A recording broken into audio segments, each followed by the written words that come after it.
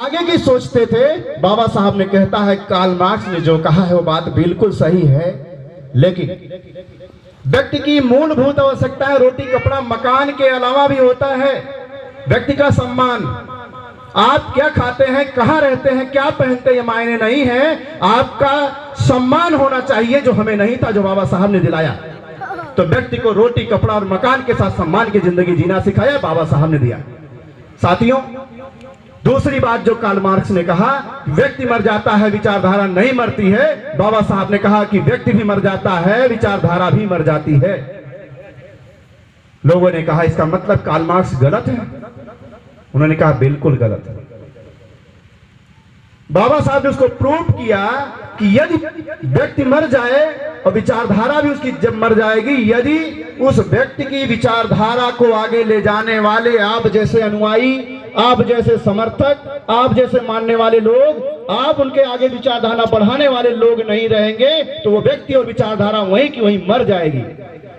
इसीलिए साथियों, मेरा अनुरोध है, मेरा निवेदन है, मेरा अनुग्रह है, आपसे विनती है कि अपने मसीहाओं को मरने मत दो, क्योंकि शरीर मर चुका है उनका, लेकिन उनकी विचारधारा नहीं मर रही है। क्यों नहीं मर रही है? क्योंकि मेरी माताएं बहनें, मेरे नौजवान साथी, मेरे बुजुर्गों ने महापुरुषों के आंदोलन को आगे बढ़ाया है। तो बाबा साहब कहते हैं उनकी विचारधारा नहीं मरेगी, जिसके व्यक्ति के अनुयायी उस विचारधारा को आगे बढ़ाते रहेंगे, वो व्यक्ति नहीं मरने पाएगा। वो व्यक्ति मर जाएगा, उसकी विचारधारा मर जाएगी। यदि उसके अनुयायी उसको भूल जाएंगे, उसको नहीं मानेंगे, तो व्यक्ति और विचारधारा वहीं की वहीं खत्म हो जाएगी। जैसे यहाँ गांव में उपस्थित जो लोग जिंदा हैं, इसके पहले पता नहीं कितने लोग मर गए होंगे, यहाँ कोई नहीं जानता। बाबा साहब को आज हर कोई जानता है।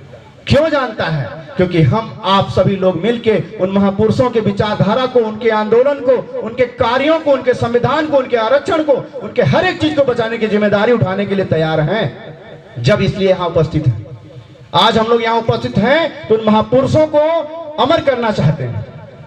कैसे अमर करना चाहते हैं? विचारों के रूप में। संविधान को बचा के हम बाबा साहब को अमर कर देंगे, लेकिन आज संविधान पे संकट, बहुत बड़ा संकट है।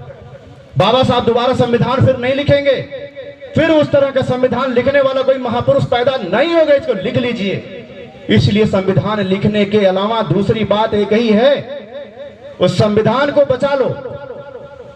संविधान बचाने के लिए क्या करना पड़ेगा? शिक्षा लेना पड़ेगा, पढ़ना पड़ेगा, एजुकेट होना पड़ेगा, यूनाइट होना पड़ेगा, और एजुकेट होने के साथ साथ एजुकेट करना पड़ेगा।